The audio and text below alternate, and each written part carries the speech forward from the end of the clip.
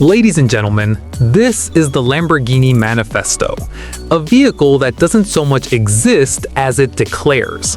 This isn't a concept car, it's a design ultimatum, a rolling press release that says, "This is what we believe and we will not be taking questions." The manifesto was never meant for roads, tracks, or anything as ordinary as reality.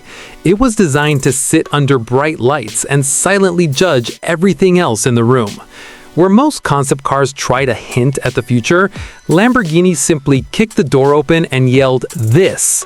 No compromise, no subtlety, no mercy. At first glance, the manifesto looks like a stealth spacecraft that accidentally landed in a design studio and immediately demanded Italian citizenship. The shape is low, wide, and aggressively triangular, as if every curve was personally offended and removed. Lamborghini didn't sculpt this car, they weaponized geometry. The front end is pure intimidation. Razor-sharp surfaces intersect at impossible angles, creating a nose that looks capable of slicing through both air and fragile egos. The headlights are thin, angular slashes, not so much lights as warning symbols. They don't illuminate the road, they inform it that something serious is approaching. From the side, the car appears almost unreal. The proportions are extreme, even by Lamborghini standards, with dramatic overhangs, deep channels, and aerodynamic cuts that look less engineered and more surgically precise. Every vent feels intentional, as if the car is breathing aggressively just to remind you it's alive. And then there's the cockpit, or rather, the command center, because Lamborghini decided that 2 seats were unnecessary. The manifesto is strictly single seat, placing the driver dead center like the protagonist of an extremely expensive action movie. This isn't about sharing the experience, it's about being the experience. The canopy-style cockpit opens dramatically, because of course it does. You don't enter the manifesto, you are ceremonially lowered into it.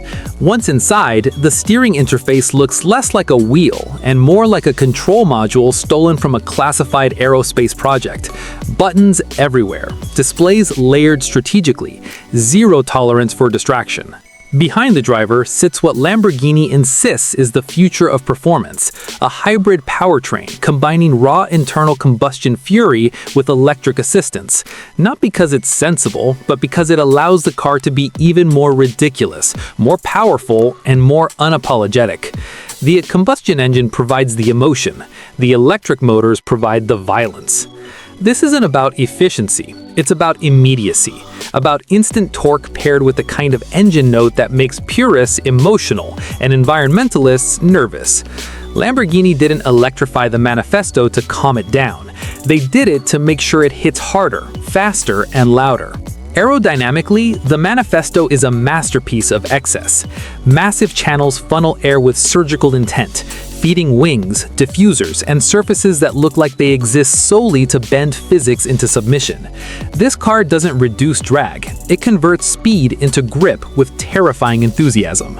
And yet, despite all this aggression, the manifesto isn't chaotic. It's controlled, deliberate. Every angle, every surface, every dramatic flourish exists to communicate one message. This is what Lamborghini stands for: drama, emotion, extremes, no apologies. Of course, it will never be built. It was never supposed to be. The manifesto exists as a statement, a philosophical exercise on wheels. It's Lamborghini asking itself what it wants to be when nobody is limiting the answer. No regulations, no focus groups, just raw identity distilled into carbon fiber and attitude. This is the kind of car that doesn't care whether you understand it. It assumes you either do or you don't deserve to. It's not trying to win you over, it's daring you to keep up. The Lamborghini Manifesto isn't transportation, it's ideology, a high-speed manifesto, literally, declaring that in a world drifting towards silence, softness, and sensible decisions, Lamborghini will continue to build cars that shout, intimidate, and overwhelm.